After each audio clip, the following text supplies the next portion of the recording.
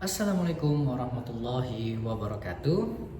Pada kesempatan kali ini saya akan menyampaikan materi tentang permohonan wali pengampu. Jadi teman-teman, pada kesempatan sebelumnya saya telah menyampaikan materi wali dan izin jual. Nah, pada kesempatan kali ini saya akan menyampaikan tentang wali pengampuan. Sehingga apa sih yang berbeda dari keduanya? Secara ringkasnya, wali dan izin jual itu kemarin teman-teman, itu adalah permohonan yang diajukan oleh seseorang agar dirinya diberikan atau dinyatakan berwenang atau memiliki kekuasaan untuk mewakili anak yang masih di bawah umur untuk melakukan perbuatan hukum. Nah, sedangkan kalau wali pengampuan adalah permohonan yang diajukan oleh seseorang agar dirinya ditetapkan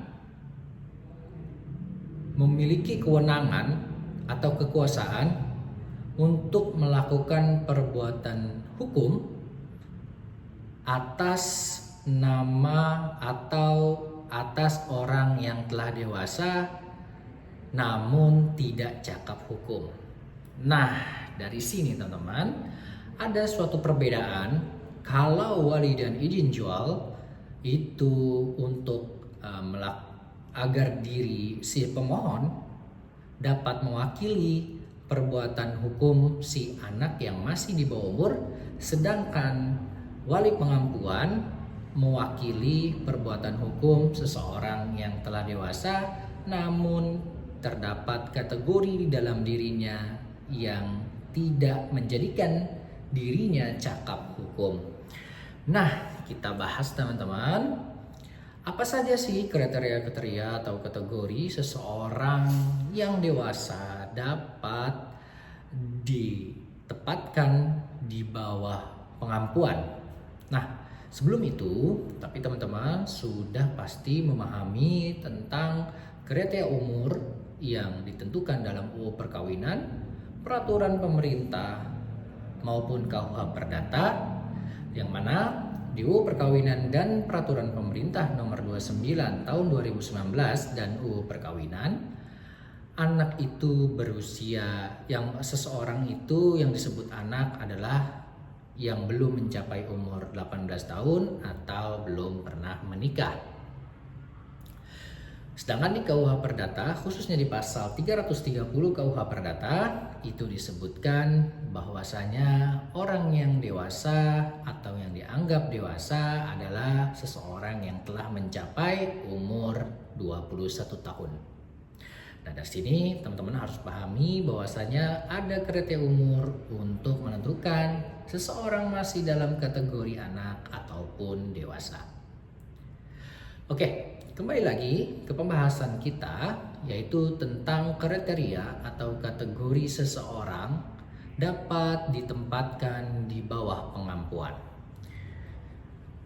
Saya akan bacakan pasal lengkapnya, yaitu pasal 433 Pasal 433 KUH Perdata menyebutkan setiap orang dewasa yang selalu berada dalam keadaan dungu, gila, atau mata gelap harus ditempatkan di bawah pengampuan sekalipun ia kadang-kadang cakap menggunakan pikirannya. Seseorang dewasa boleh juga ditempatkan di bawah pengampuan karena keborosan. Lalu di pasal 434 KUH Perdata disebutkan setiap keluarga berhak meminta pengampuan keluarga saudaranya berdasarkan keadaan dungu, gila, atau mata gelap. Disebabkan karena keborosan, pengampuan hanya dapat diminta oleh para keluarga saudara dalam garis lurus dan oleh mereka dalam garis samping sampai derajat keempat. Barang siapa karena lemah akal pikirannya merasa tidak cakap mengurus kepentingan sendiri dengan baik dapat meminta pengampuan bagi dirinya sendiri. Dari situ jelas teman-teman bahwasanya keadaan-keadaan seperti apa sih yang membuat seseorang dewasa dapat ditempatkan di bawah pengampuan. Satu, lemahnya akal. Yang kedua, adanya gangguan, bukan lemahnya akal ya, gangguan dalam berpikir, akal, gangguan dalam psikologis, dan juga bisa juga teman-teman dalam sifat keborosan, dalam keadaan keborosan, dan juga bisa dalam keadaan misalnya seseorang lumpuh sehingga tidak dapat melakukan tanda tangan atau pembubuhan tanda tangan, dan bahkan dia tidak bisa selain tidak bisa membubuhkan tangan, dia juga misalnya dalam keadaan koma, itu bisa teman-teman. Nah, dari kriteria-kriteria tadi kita juga akan bahas mengenai kemana sih permohonan wali pengampuan kita ajukan. Nah, ada perbedaan juga di sini teman-teman. Apabila permohonan yang kemarin saya sampaikan seperti permohonan ganti nama, permohonan wali dan izin jual, permohonan akte kematian, itu ditujukan di pengadilan negeri yang wilayah hukumnya meliputi daripada domisili pemohon. Sedangkan permohonan wali pengampuan itu diajukan berdasarkan pasal 436 KUH Perdata, yang berwenang menetapkan pengampuan adalah pengadilan negeri yang daerah hukumnya meliputi tempat kediaman orang yang akan diajukan pengampuan. Sehingga perbedaan ini sangat jelas teman-teman. Apabila permohonan pada umumnya itu diajukan di wilayah hukum pengadilan negeri tempat pemohon berdomisili, sedangkan kalau permohonan wali pengampuan itu diajukan di pengadilan negeri yang wilayah hukumnya meliputi domisili calon terampu. Nah, ingat itu sini teman-teman, di dalam permohonan itu pihak-pihaknya kita sebut adalah calon pengampu dan calon terampu, sedangkan nanti ketika mendapatkan penetapan telah diterbitkan oleh pengadilan negeri, itu disebut pengampu dan terampu teman-teman. Oke, apa sih fungsi daripada permohonan wali pengampuan? Nah, tujuannya adalah ini untuk melindungi, semata-mata untuk melindungi daripada harta benda si calon terampu. Nah, yang berdasarkan pengalaman saya, calon terampu itu bisa diajukan oleh anak terhadap orang tuanya.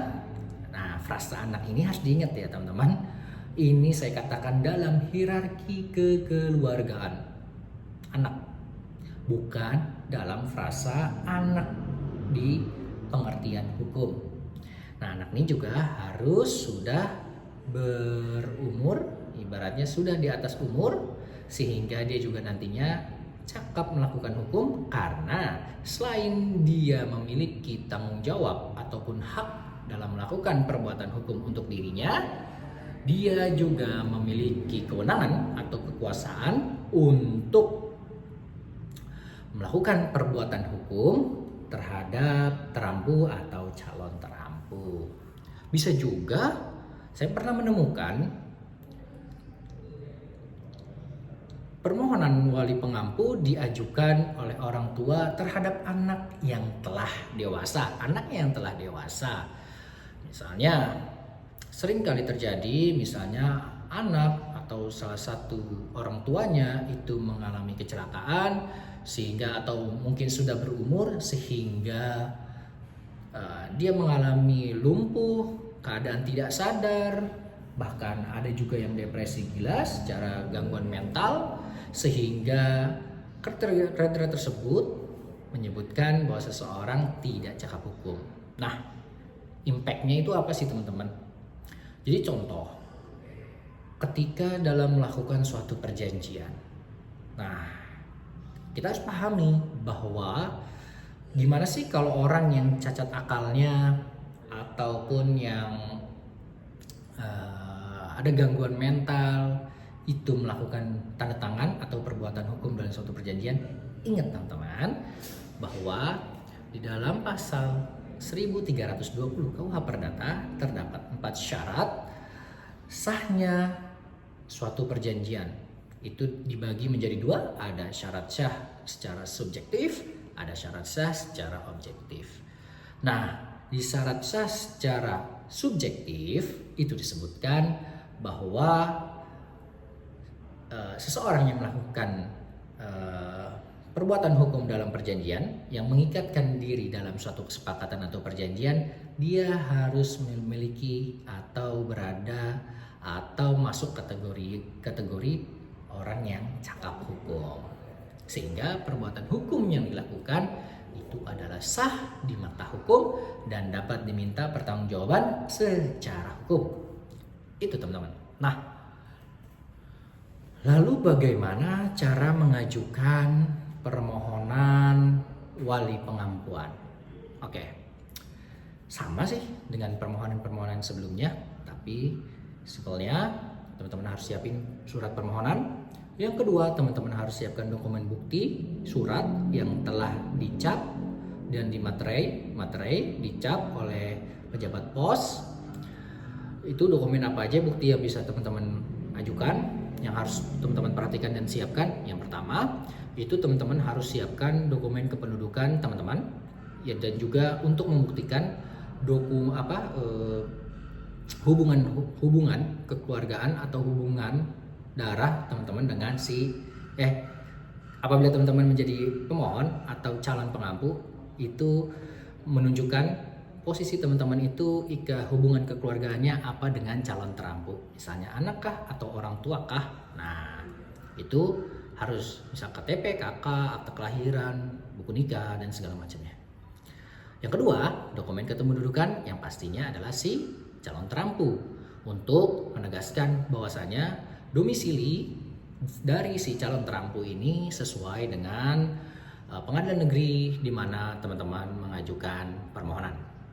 Lalu juga teman-teman juga bisa mengajukan surat rekam medis ataupun surat keterangan yang dikeluarkan dari rumah sakit, ditandatangani oleh dokter pemeriksa dan juga dicap oleh rumah sakit, yang menunjukkan keadaan atau analisa daripada kesehatan si calon terampu. Apakah kriteria itu, kondisi itu memenuhi syarat seseorang atau calon terampu diletakkan di bawah pengampuan.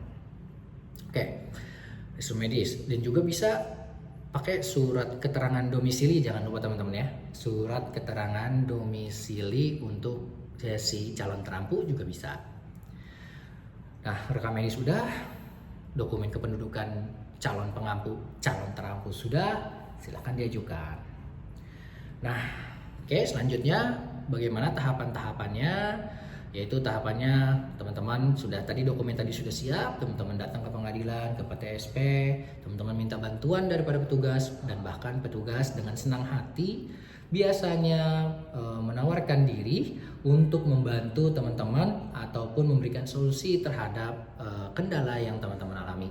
Pada intinya, teman-teman pertama datang ke pengadilan PTSP, nanti akan diarahkan untuk pendaftaran akun e-court. Nah, nanti teman-teman juga akan diregis email dan nomor WhatsApp. Nah, itu teman-teman harus standby karena nanti akan ada panggilan untuk sidang hari pertamanya melalui panggilan elektronik, yaitu e-summon.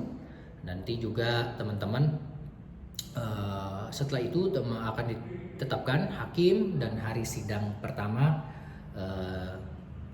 sidang dari permohonan teman-teman, pemeriksaan pertama. Oke, nanti teman-teman setelah ditetapkan, teman-teman datang di hari sidang pertama, dilakukan pembacaan permohonan. Lalu kalau tidak ada perubahan atau perbaikan, akan langsung pembuktian. Frasa pembuktian ini bisa bukti surat yang tadi teman-teman siapkan, terus juga saksi, keterangan saksi, pemeriksaan bisa 2 orang ataupun lebih. Nah, terus juga bisa juga ahli yang nanti teman-teman ajukan atau bahkan diminta oleh hakim untuk diperiksa, guna untuk kebutuhan pemeriksaan persidangan. Nah, itu sah-sah saja. Dan nanti terakhir adalah fasenya adalah penetapan. Nah, jangan lupa teman-teman juga harus sopan di dalam persidangan. Pakaian harus diperhatikan, tidak boleh celana pendek, harus memakai sepatu, berpakaian sopan, gitu teman-teman ya. Setelah itu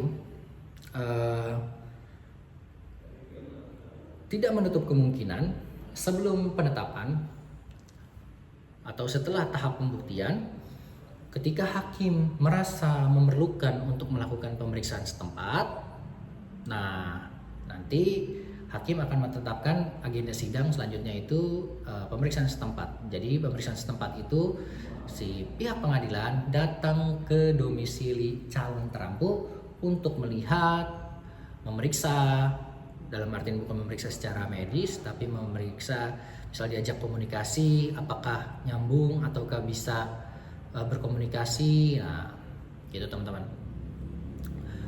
nanti bisa dilakukan pemeriksaan, diajak berkomunikasi, dan intinya pemeriksaan setempat itu untuk memastikan apakah kondisi calon terampu itu benar sebagaimana didalilkan oleh pemohon di dalam permohonannya, dan apakah benar kondisi dari calon terampu tersebut memenuhi kriteria seseorang yang telah dewasa diletakkan di bawah pengampuan. Itu untuk keyakinan hakim nantinya dalam menyusun penetapan. Oke teman-teman, setelah itu ya sudah, nanti penetapan kurang lebihnya seperti itu ya. Permohonan wali pengampu tidak sulit. Nah tadi yang saya jelaskan adalah bagaimana mekanisme teman-teman mengajukan itu secara prinsipal atau pribadi atau mandiri.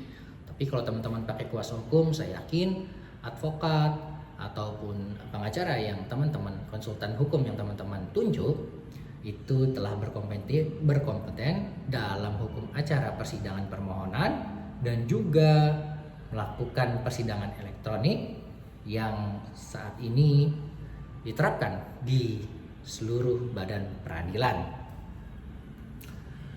Oke teman-teman, cukup sekian tentang wali pengampuan. Saya berharap hukum Indonesia akan lebih baik ke depannya dan masyarakat Indonesia lebih bijak, lebih melek, lebih pintar hukum, dan lebih paham hukum, sehingga hukum benar-benar menjadi solusi keadilan. Jangan berkecil hati, pasti kebenaran itu akan menang dan kebaikan itu harus disebarkan. Intinya lakukan dari hal yang kecil yang dapat bermanfaat. Kita hanya bertugas untuk berusaha dan berikhtiar.